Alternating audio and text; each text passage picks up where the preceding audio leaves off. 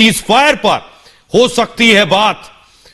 Turkey में यह बड़ी बैठक हो सकती है और दोनों देशों के बीच युद्ध विराम पर भी बातचीत हो सकती है। बड़ी बैठक माना जा रहा है इस जंग के दरमियान। 15वें दिन यह बैठक होने जा रही है।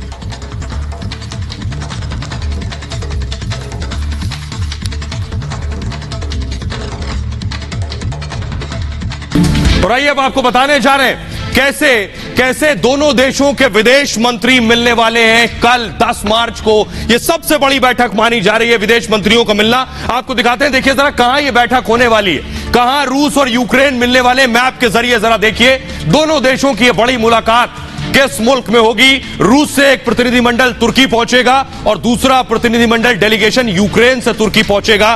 टर्की में दोनों देशों के बीच बातचीत होगी, लेकिन सवाल यह है कि आखिर क्या किसी समाधान पर पहुंचेंगे, और अगर समाधान पर पहुंच रहे हैं तो उसमें इजराइल के प्रधानमंत्री नफ्ताली बेनेट का बड़ा रोल होने वाला है। नफ्ताली बेनेट पिछले दिनों जाकर पुतिन से मिले थे। आइए आपको बताने जा रहे हैं, नफ्ताली बेनेट ने मुलाकात की। रूस और यूक्रेन दोनों से इजराइल के बेहतर रिश्ते हैं दरअसल, और रूस यूक्रेन में सुलह कराने की स्थिति में इजराइल पहले दिन से था। नफ्ताली ने मॉस्को में पुतिन से मुलाकात की थी और यूक्रेन के राष्ट्रपति जेलेस्की से लगातार वो संपर्क में है। दोनों यहूदी हैं, यह भी एक बड़ी वजह है। पुतिन जेलेस्की की बात एक दूसरे को पहुंचा रहे हैं। पिछले 24 घंटे में दोनों देशों के रुख में नरमी आई है। सीज़फायर को लेकर पुतिन का लचीला रवैया भी रहा है। फ्रांस और जर्मनी के बीच संपर्क में नफ्ताली लगातार है। नफ्ताली ने बाइडेन को भी मामले की जानकारी दी है और यह वजह है कि नफ्ताली बड़ा रोल प्ले कर रहे हैं। और आइए आपको बताने जा रहा हूं कैसे यूक्रेन में महिलाएं अब तक सामने आ रही थी। एक एक्टर ने भी बंदूक उठा ली। ये यूक्रेनी एक्टर है।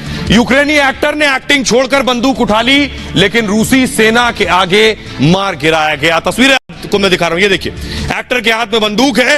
एक्टिंग छोड़कर देश के लिए लड़ने गया था, लेकिन जंग के मैदान में मार गिराया गया। देखिए जरा, ये एक्टर आप देख रहे हैं, यूक्रेन के एक्टर पाशा ली इनका नाम है। युद्ध में इनकी मौत हो गई है। इरपिन में बमबारी में ये मारे गए हैं। देश की रक्षा करते हुए इन्होंने जान गंवाई। एक्टिंग छोड़ युद्ध में शामिल हुए थे। पाशा टेरिटोरियल डिफेंस यूनिट में शामिल थे और 33 साल की उम्र में इन्होंने अपने देश के लिए कुर्बानी दी है। यूक्रेन के जाने माने एक्टर माने जाते हैं। सिंगर, म्यूजिक कंपोजर भी रह चुके हैं। 2006 में फिल्मी करियर की शुरुआत की थी और अब देश के लिए लड़े। आइए अब मैं आपको बताने जा रहा हूं, एक बार फिर से जेलेस्की की पत्नी सामने आई है। वो लगातार एक अपने मुल्क के साथ इमोशनल कनेक्ट, भावनात्मक रूप से जुड़ाव के लिए बार बार सामने आकर कुछ ऐसा कह रही हैं जिससे देश उनके साथ, उनके शौहर राष्ट्रपति यूक्रेन के जेलेस्की के साथ खड़ा रहे। क्या कहा है जेलेस्की की पत्नी ने, देखिए जरा। वो देश को संबोधित करते हुए उन्होंने लिखा, यूक्रेन में अभी जो हो रहा है वो अकल्पनीय है।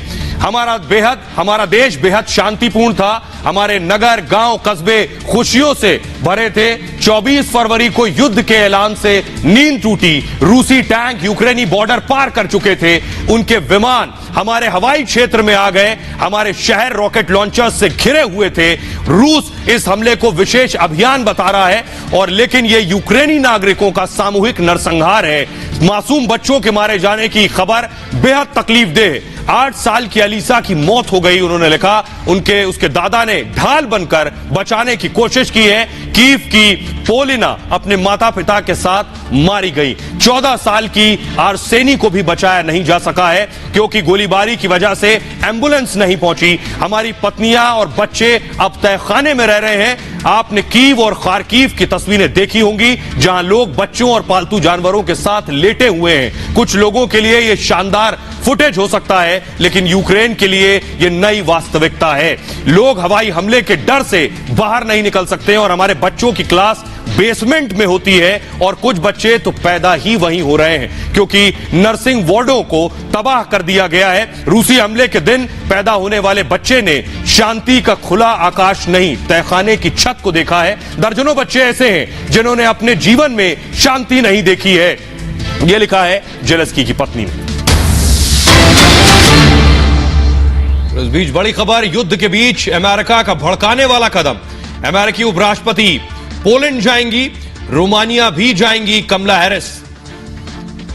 पोलैंड जो कि यूक्रेन से लगती हुई सीमाएं हैं, वहां अमेरिकी उपराष्ट्रपति का जाना रूस को भड़काने वाला कदम हो सकता है। अमेरिकी उपराष्ट्रपति पोलैंड जाने वाली। बड़ी खबर इस बीच रूस की हर हरकत पर ड्रोन के जरिए नजर रखी जा रही है। यूक्रेनी सेना रूसी सेना के हर मूवमेंट पर नजर रख रही है और ये मैं आपको दिखा रहा हूं, देखिए जरा, ड्रोन के जरिए लाल घेरे में जो आप देख रहे हैं ये रूसी टैंक्स हैं। दरअसल यूक्रेनी ड्रोन हर मूवमेंट पर, रूसी सेना के हर मूवमेंट पर, ये देखिए लाल घेरे में